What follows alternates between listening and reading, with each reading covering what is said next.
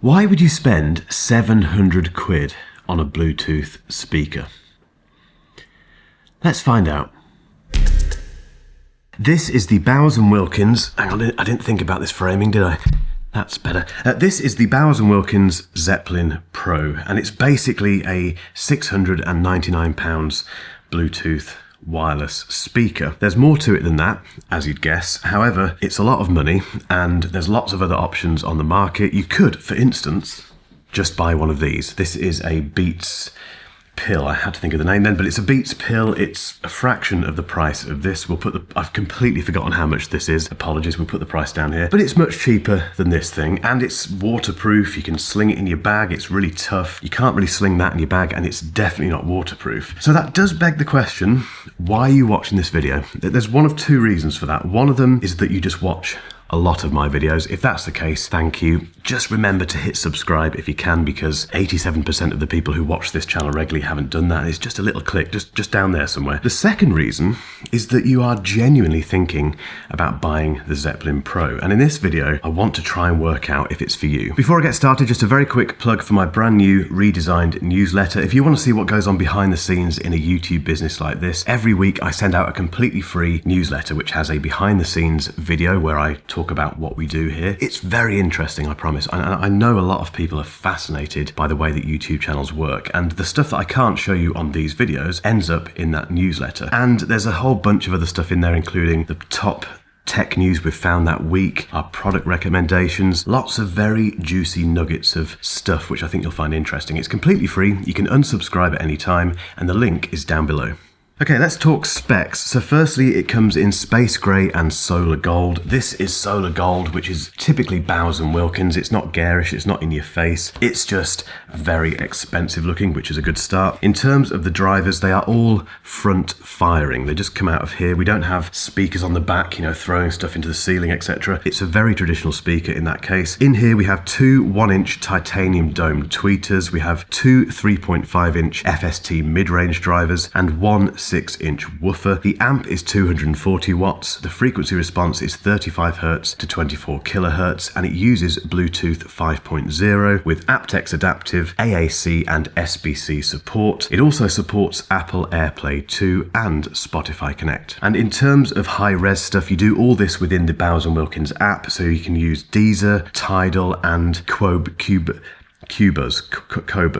that one. There's no built-in personal assistant, so you don't have built into this at all. It's a very traditional speaker. It's wired, you can't wired. It's plugged in. There's no battery in here at all. You have to have power running into this. And there's no line in either. You can't connect an external source via cable to this. It's completely wireless. It does have multi-room support via the Bowers & Wilkins system, so you can connect this alongside other Zeppelins for multi-room goodness, or Bowers & Wilkins' own Formation wireless speaker range, which I have no knowledge of whatsoever, but it's very much got its own ecosystem in that respect. We'll put the dimensions down here, but that does lead me to talk about the design very quickly. It's massive. It's a huge speaker. Absolutely.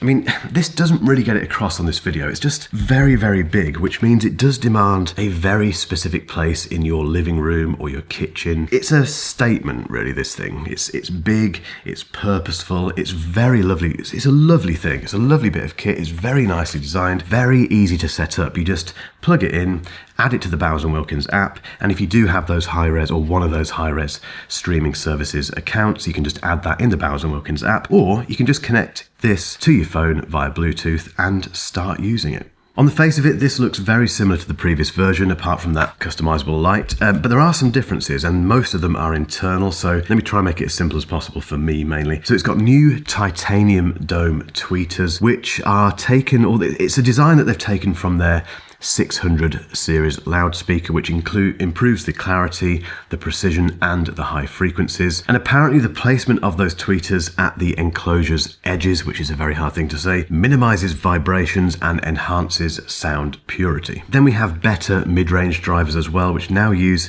fixed suspension transducer technology. That's the FST thing, which offers better cone damping for more open, detailed mid-range performance. Then finally, the bass performance performance is improved with this redesigned 15cm centrally mounted subwoofer, which delivers deeper, more refined bass while reducing cabinet vibrations. Yes, I read all of that from my laptop, but what does that mean when you turn this thing on and listen to it?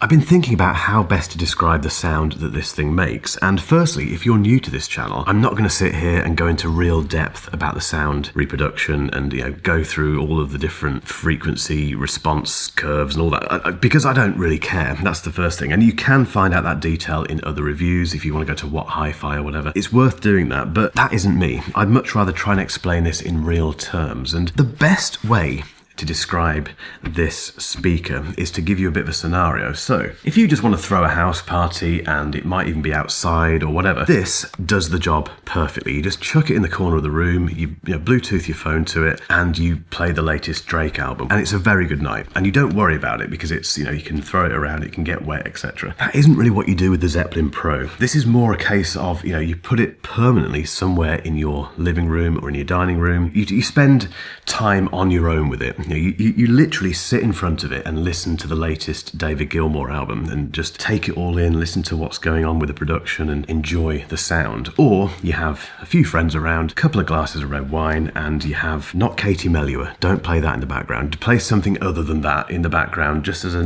nice accompaniment to what you're doing that evening. That's kind of what this is all about. But it's that first use case, that sitting down and actually listening to your music, where this absolutely shines. The one caveat I'll say is that if you're used to these kind of speakers and Sonos, that sort of stuff, where it's immediately pleasing, if you play something through an Era 100 or an Era 300, immediately it sounds great and it just works. You don't have to tweak it, it's just done. Now, you don't have to tweak this either, but it doesn't sound anything like a Sonos speaker. It's much more refined than that. I think if you haven't had an experience of this kind of speaker before, you might describe it as a little bit boxy, a little bit mid-rangey. There's definitely that going on. However, that is for a reason, and the reason for that is that it's a very detailed speaker, and that mid-range, which is much more pronounced than the previous version. If you've got the previous version, I can confirm that the mid-range is significantly improved on this. We heard it side by side during a press conference with Bowers Wilkins a little while ago, and this speaker is more detailed, the mid-range is much more punchy, and it's just a better sounding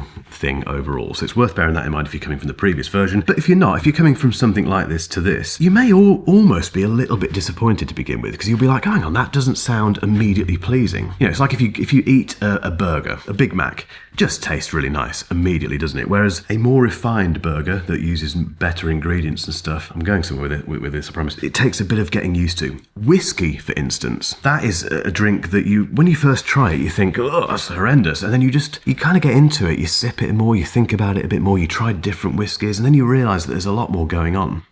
That's what this is like. I hope that makes sense. There's no distortion either. You can really crank this thing up and fill a room. And no, it doesn't have all the room-filling speakers that the HomePod has or the Sonos Era 300 has, but it doesn't need that because look at it.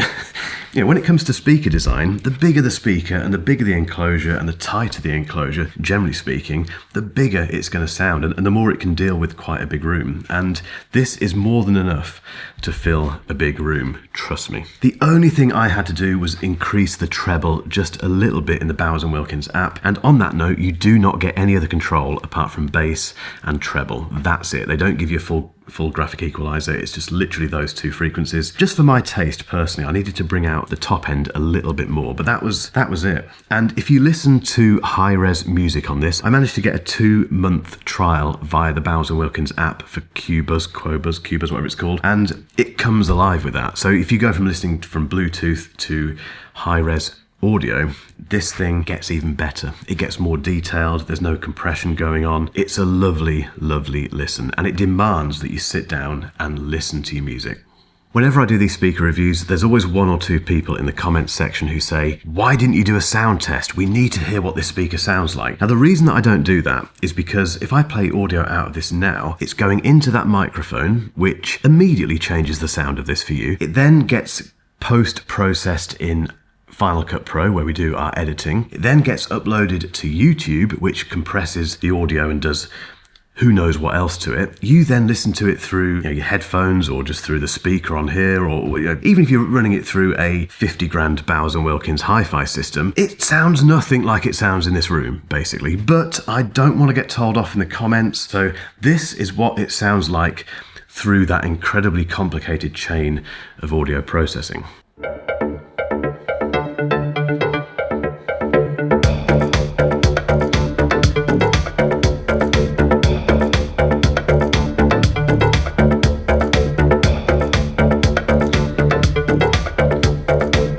Now that sounded great in here, but whatever you heard is nothing like it sounds. But at least you can't tell me off. I've done it. And with that in mind, let's get to the conclusion.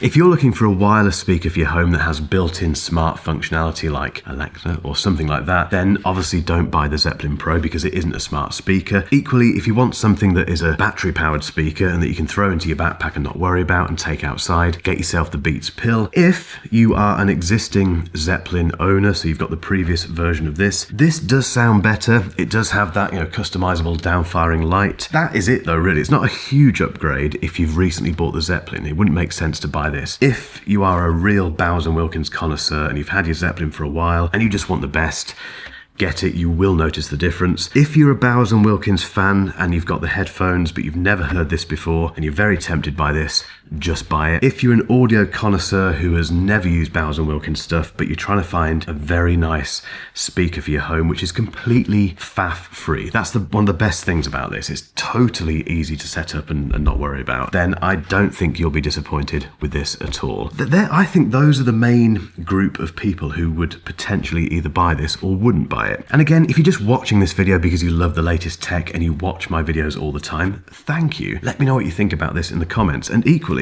if you've decided to buy one, why? Let me know in the comments down below. And if you've still got some time, hang on for a link to another video that I think you'll find very interesting.